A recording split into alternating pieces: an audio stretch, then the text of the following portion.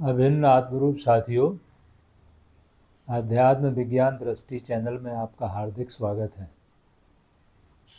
उम्मीद है आपने इस चैनल को सब्सक्राइब कर लिया होगा, और सब्सक्राइब कर लिया है तो कृपया लाइक भी कर लिया करें, और नहीं किया है तो सब्सक्राइब करें, क्योंकि इस चैनल पर अध्यात्म के विषयों का वैज्ञानिक दृष्टिकोण ही प्रस्तुत किया जाता है, और उसी आधार पर, विज्ञान के ही आधार पर श्रीमद् भगवत गीता का विश्लेषण भी किया जाता है।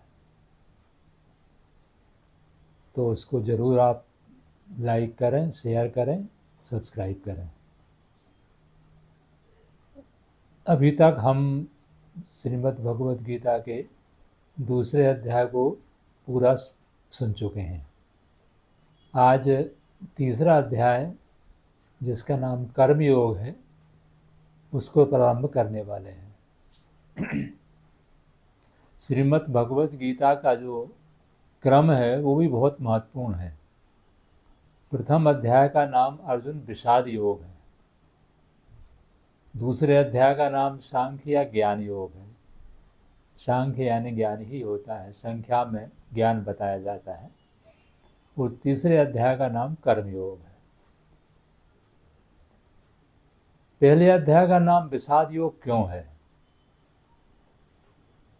क्योंकि गीता केवल अर्जुन के लिए नहीं कही गई है, अर्जुन के माध्यम से समस्त संसार के लिए गीता का उद्बोधन है।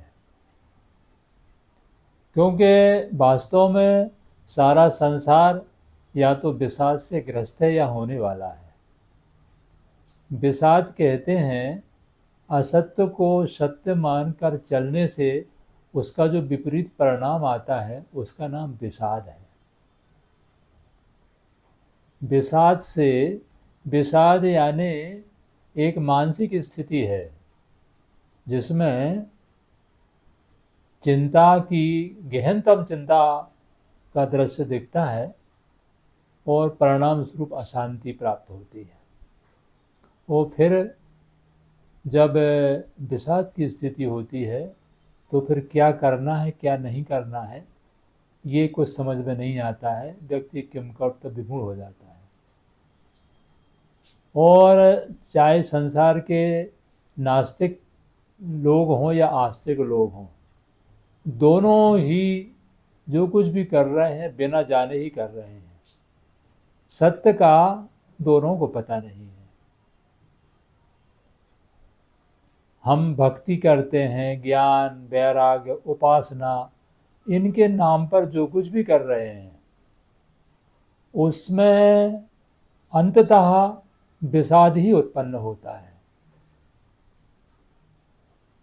क्योंकि जैसे हम विकास कर रहे हैं, रामचरितमानस में एक चौपाई आती है कि मात पिता बालक ही बुलावे, उदर भरहि सो धर्म सिखावे। बच्चों को माता पिता बुलाते हैं, वो क्या शिक्षा देते हैं कि आपको बहुत कैरियर बनाना है, विकास करना है। और धर्म सिखावे, जो चौपाई में कहा है कि उदर भरें तो सधर्म सिखावे। तो उदर यानी ये हमारा ये इतनी उदर नहीं है। हम विकास के नाम पे जो हमारा घर का उदर है, घर को भर रहे हैं, विपुल सामग्री घर में ला रहे हैं। हमारा बैंक अकाउंट है, उसका उदर है, लाकर का उदर है। परिवार में अगर 3 लोग हैं, 3-4 लोग हैं, तो एक छोटे शहर में मकान बनाता है, दूसरा दिल्ली और बम्बई और पूना में मकान बनाता है, और एक लड़का यूएसए में या ऑस्ट्रेलिया में, जर्मनी में मकान बनाता है, वहाँ रहता है। एक दूसरे से हमारी दूरी बढ़ती जा रही है। हम जीवन में साथ नहीं रहते। साथ कब रहते हैं?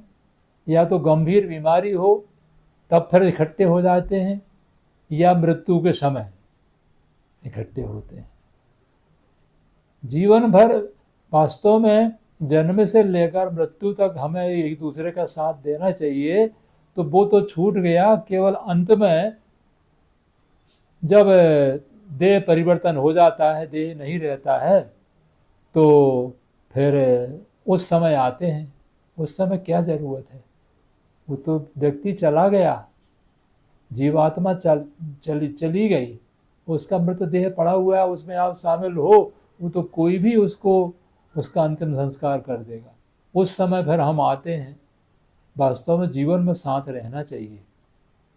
सतयुग में ये सब नहीं होता था। जब सतयुग का वर्णन हम देखते हैं कि सतयुग में पहले, यानी हम आज के पहले सतयुग की बात छोड़ें, कुछ वर्ष पहले भी एक व्यक्ति कमाता था और पूरा परिवार उसमें मिलजुल के रहता था, एक दूसरे के सुख दुख में शामिल होते थे, बांटते थे और प्रसन्न रहते थे। सतयुग में भी राज संस्थाएं नहीं होती थी, क्योंकि सब अंदरूनी सुख और स्वतंत्रता चाहते थे, बाहरी सुख के पीछे नहीं भागते थे, सब परस्पर मिलजुल के रहते थे। राज संस्थाएं, नियम कानून की जरूरत ही नहीं थी। पर अब जो परस्पर मिलजुल के समाज में रहने का दृश्य था, तो अब परिवार में भी ऐसा दृश्य नहीं दिख रहा है, इसलिए विषाद है।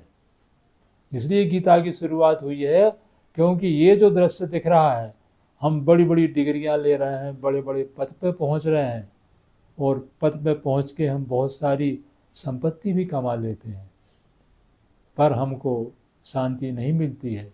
हम देख रहे हैं बड़े बड़े पदाधिकारी लोग, बड़े बड़े बिजनेसमैन लोग शाम को सुख के लिए शाम को पार्टियां करते हैं। ये सतयुग का दृश्य नहीं है। तो इसलिए विषाद योग गीता का जो रखा गया वो बहुत महत्वपूर्ण है, क्योंकि हम अगर जो कुछ भी आज कर रहे हैं कैरियर के नाम पे, विकास के नाम पे, ये हम करते रहे, तो हम इस जीवन में तो विषाद को उपलब्ध होंगे ही, चिंता हमको प्राप्त होगी, मुक्त नहीं होंगे हम। और आगामी जन्म हमारा, क्योंकि ये एक देह की बात नहीं है, जीवन हम अनंत यात्रा पर हैं। हमारे बहुत जन्म अज्ञान में हो चुके हैं, आज तक हमारी कुछ ज्ञान में रुचि है, तो उसका कारण ये है कि हम कुछ ज्ञान में जन्म पूर्व में ले चुके हैं। क्योंकि गीता में कहा है, बहु नाम जन्म नामन्ते ज्ञानवान माम प्रपद्यते वासुदेवा सर्वमिति सा महात्मासु दुर्लभा। बहुत जन्म ज्ञान में लेने के बाद में हमारी ज्ञान की ओर रुचि बढ़ती है, विज्ञान की ओर रुचि बढ़ती है, और फिर ये जो सब दिख रहा है दृश्य, ये परमात्मा का स्वरूप है, ये जानने वाला महात्मा तो बहुत अत्यंत दुर्लभ है। तो इसलिए जब हम ज्ञान विषाद में रहते हैं, तो सबसे पहले ज्ञान की आवश्यकता रहती है। इसलिए भगवान ने विषादग्रस्त अर्जुन को सबसे पहले उसको ज्ञान दे के समझाया, उसको शांति प्रदान करने के लिए उसको ज्ञान का बोध दिया, जिससे वो समझ जाए। तो दूसरे अध्याय का नाम सांख्य योग ज्ञान योग था, तीसरे अध्याय का नाम कर्म योग है। तीसरा अध्याय यहाँ से प्रारंभ करते हैं। पहला श्लोक है, जैसी चेत कर्मणस्ते मता बुद्धिर्जनार्दन तत्किम कर्मणि घोरे माम निजोष्यसि केशव।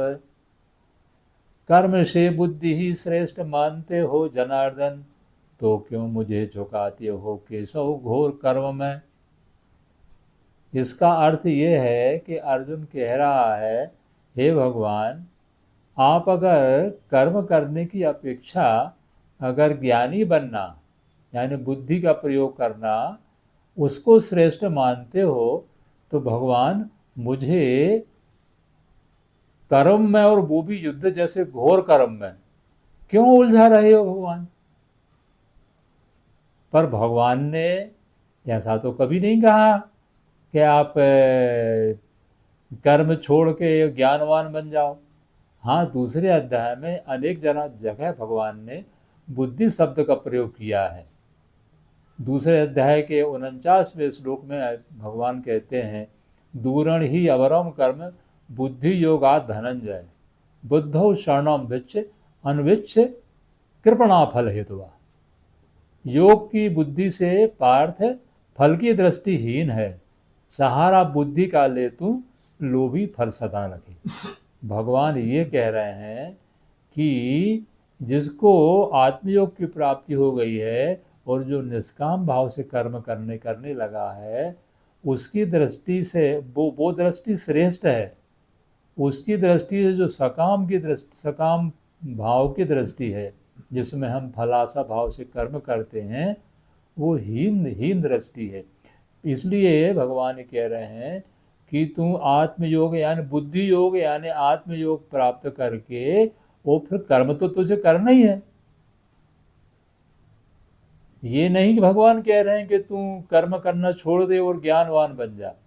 पर अर्जुन तो वास्तव में पतली गली से निकलने का रास्ता ही ढूंढ रहा था, क्योंकि वो जो युद्ध नहीं करना चाह रहा था, इसलिए वो ये इस प्रकार की बात कर रहा है कि आप मुझे ज्ञानवान ही बना दो, कर्म क्यों करा रहे हो आप। अगला श्लोक है, आगे फिर वो कहता है, व्यामिश्रेण व वाक्येन बुद्धि मोह्य शिव में तदेकम वद निश्चित्य यौनो येन शिरो अहम आपनुयाम। संदेह युक्त शब्दों से मेरी बुद्धि भ्रमा रहे, एक निश्चय से बोलो जहाँ कल्याण मैं लखूं। अब ये देखो, आप भगवान पे आरोप लगा रहा है कि आप संदेह युक्त शब्द बोल रहे हो, जिससे मुझे मति भ्रम हो रहा है। रामचरितमानस में एक चौपाई आती है कि निज भ्रम नहीं समझे अज्ञानी, प्रभु पर मोह धरई जड़ प्राणी। अपना भ्रम तो जो अज्ञानी मनुष्य वो नहीं समझता है और दूसरों पर दोषारोपण करता है। ये वास्तव में भगवान पे आरोप लगाना, ये खुद का ही अज्ञान का प्रदर्शन अर्जुन ने किया था। तो भगवान ये सब सुन के बोलते हैं, भगवान क्या बोले, लोकेस्मिन् द्विविधा निष्ठा परा प्रोक्ता मया नघ, ज्ञान योगेन सांख्यानाम कर्म योगेन योगिनाम। भूलोक में आदि से हैं मैंने दो मार्ग जो कहे, सांख्यों को ज्ञान की निष्ठा, योगी को कर्म योगी है। भगवान कह रहे हैं कि ये दो मार्ग जो हैं, एक ज्ञान का मार्ग है और एक ज्ञान सहित कर्म का मार्ग है। ये अनादि मार्ग नहीं है, पर ये काफी समय से आदि मार्ग हैं जो मैंने तुझे बताया है। वास्तव में परमात्मा को पाने का कोई दूसरा मार्ग नहीं है, क्योंकि ये उपनिषद कहते हैं नान्यः पंथा विद्यते अयनाय। परमात्मा को पाने का दूसरा कोई मार्ग है ही नहीं, ना अन्य पंथा विद्यते।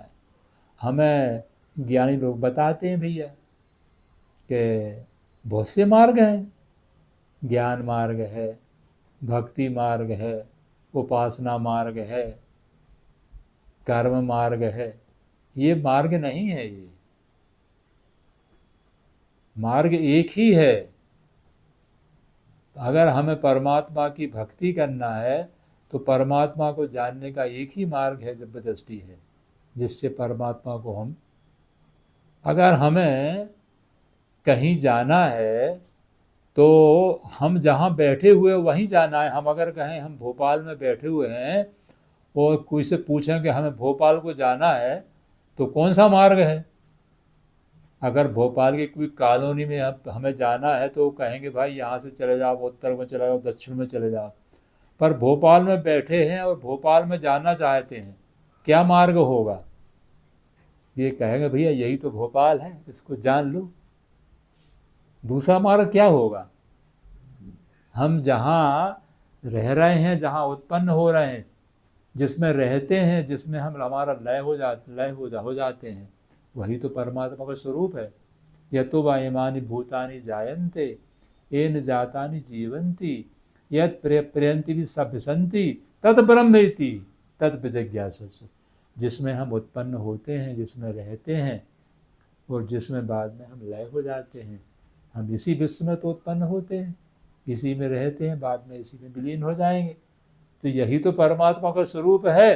पर उपनिषद कहते हैं तत् विजिज्ञासु, उसको जान लेना बहुत जरूरी है। तो यहाँ पे भगवान यही कह रहे हैं कि ये दो निष्ठा जो बताई है मैंने, इसको मानने वाले लोग हैं। कुछ लोग ऐसे होते हैं जो ज्ञान में ही रत रहना चाहते हैं, कर्म नहीं करते हैं। जिनको आज भी ऐसे लोग हैं जो यानी कर्म से संन्यास ले लेते हैं, कर्म कुछ नहीं करते हैं, कर्म दूसरे लोग करेंगे, हम तो भाई ज्ञान में ही हमने वैराग्य धारण कर लिया है, साधु का वेश बना लिया है, हम ज्ञान का चिंतन करते हैं, बस बैठे रहते हैं। भगवान इससे सहमत नहीं है। दूसरा मार्ग कौन सा है? वो कहते हैं नहीं, ज्ञान तो प्राप्त करना है हमें, आध्यात्मिक चिंतन करके ज्ञान प्राप्त होगा, पर ज्ञान प्राप्त करने के बाद हमें क्या करना है? तो अपना स्वकर्म करना है। तो जो दूसरा मार्ग है, भूलोक में आदि से मैंने दो मार्ग जो कहे, सांख्यों को ज्ञान की निष्ठा, योगी को कर्म योगी। वो योगी यानी जो जो ज्ञान के सहित कर्म करता है उसको, वो आत्मयोगी, वो श्रेष्ठ है। अगला श्लोक है, न कर्मणाम अनम्भारात नैष्कर्म्यम पुरुषो अश्नुते न चा संन्यास न देव सिद्धिम समाधि गच्छति। निज कर्म न करने से कर्मलेश बना रहे, निराकर्म ही त्यागे से सिद्धि पाता नहीं कभी। अगर स्वकर्म करना हमने छोड़ दिया तो फिर ऐसा कुछ लोग सोचते हैं कि हम अपना कर्म नहीं कर रहे हैं तो हम कर्म से मुक्त होगा, यानी कर्म बंधन से मुक्त हो जाएंगे। पर ऐसा नहीं है, क्योंकि हमें अगर अपना स्वकर्म करना है, हम जानबूझ के स्वकर्म छोड़ते हैं तो कर्म करने के संस्कार तो हमारे अंदर बने रहते हैं, तो फिर हम निष्कर्म कहाँ हुए? कभी कभी हम देखते हैं कि कोई बड़े पद पे रहते हैं, बड़े अधिकारी रहते हैं, आईएएस रहते हैं या न्यायाधीश रहते हैं, और वो बाद में साधु बन जाते हैं, साधु का वेश धारण कर लेते हैं। वो सोचते हैं कि हमने सब त्याग दिया, पर कभी कभी बातों के दौरान उनके मिलने वालों के द्वारा उनके स्वाभिमान को चोट पहुंचाई जाती किसी किसी बात में, तो उनके अहंकार को ठेस लगती है। वो कहते हैं तुम मुझे क्या समझते हो, मैं आईएएस था या मैं बड़ा कोई कंपनी का मैनेजर था या जज था, मैं उसको छोड़ के आ गया हूँ। पर छोड़ के आ गए हो तो उसका स्मरण क्यों कर रहे हो? इसका मतलब कि छूटा नहीं है, बीज बना हुआ रहता है। श्री भगवान कह रहे हैं कि निष्कर्म ना करने से कर्मलेश बना रहे, निराकर्म ही त्यागे से सिद्धि पाता नहीं कभी। वो उसकी इच्छा बनी रहती है, इसलिए उसका हमारा कर्म का फल भी हमको भोगना ही पड़ेगा, उससे बचाव नहीं है। क्योंकि कर्म छूट ही नहीं सकता है। क्या छोड़ोगे आप कर्म? ये हमारे जितनी भी ज्ञानेंद्रियां बनी हुई हैं, मन बुद्धि अहंकार है, ये तीन गुणों के कई तो नाम है ये, तो ये कर्म के बिना कैसे रह जाएंगी? नहीं रह सकते हैं। इसलिए कोई भी निष्कर्म यानी कर्म रहित नहीं हो सकता है, पर आत्मनिश्चय धारण करके सबके हितार्थ या यथाउचित सेवा यानी स्वकर्म करने से हम फिर कर्म बंधन से मुक्त हो जाते। यही तो करना है हमको। स्वकर्म हमारा छूट गया है, स्वकर्म को छोड़ के और धर्म कर्म के नाम पे हम जो कुछ भी, जिसको हम समझ रहे हैं कि हम ईश्वर के निमित्त कर्म कर रहे हैं, वो भगवान उससे सहमत नहीं है। इसलिए बार बार भगवान का जो गीता में वचन है कि स्वकर्मणा तमेभ्यर्चे सिद्धिम विन्दति मानवा, भगवान स्वकर्म की ओर ले जाना चाहते हैं। स्वकर्म का मतलब है कि हमारा जन्म सिद्ध गुण जो है, जो हमको प्रकृति से प्राप्त हुआ है, उस कर्म के द्वारा हम अपने सह सबकी सेवा करें। ये वास्तव में ये शरीर सेवा के लिए बना है, भोग के लिए नहीं बना है हमको। और हम अगर इसको सेवा को छोड़ के और भोग में लगाएंगे और उसको अपना कैरियर समझेंगे, उसको विकास समझेंगे, वो विकास नहीं है। लोक कल्याण की वृत्ति हो जाना, अपने साथ सब सुखी रहें, वो उससे सुख मिलेगा, शांति मिलेगी। जी भगवान 18वें अध्याय में कहते हैं, ईश्वरः सर्वभूतानां हृदय से अर्जुन तिष्ठति भ्राम्यन् सर्वभूतानि यंत्रारूढ़ानि माया। तो यानी हे अर्जुन, ईश्वर कहाँ है? सब चराचर सृष्टि में बसा हुआ है। तो करना क्या है? तमेव शरणं गच्छ सर्वभावेन भारत, तत्प्रसादात् परां शांति स्थानम प्राप्स्यसि शाश्वतम। उसमें तुझे शाश्वत सुख का स्थान मिलेगा। तो इसका हम ध्यान रखें। आज इतना ही।